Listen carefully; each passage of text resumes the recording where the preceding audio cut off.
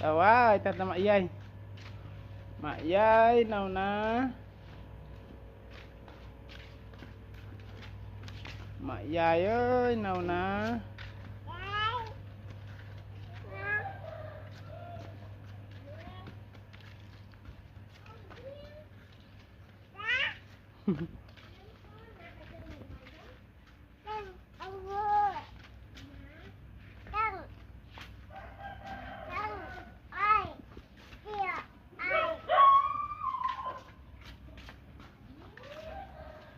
Mạ dây nào nè.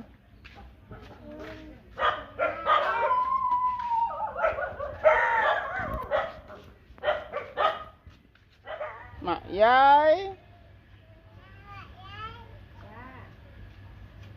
Đẩy lên.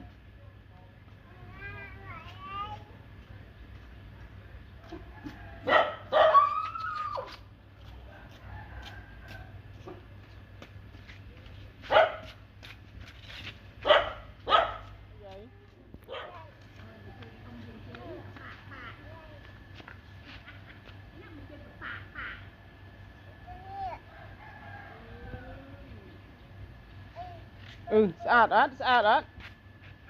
Shoot.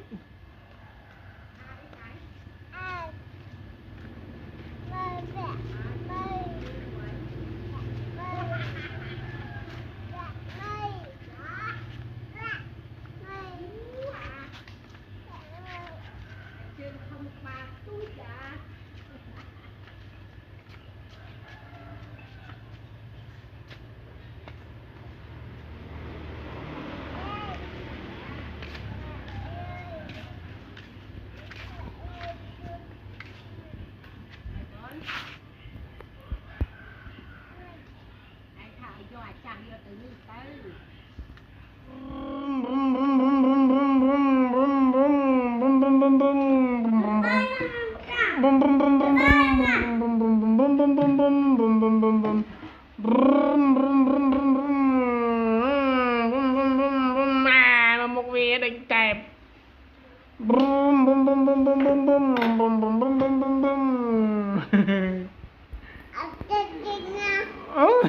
Thầm ấy.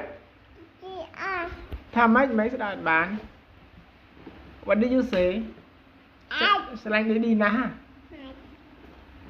Slang tí tí nè, slang tí tí nè.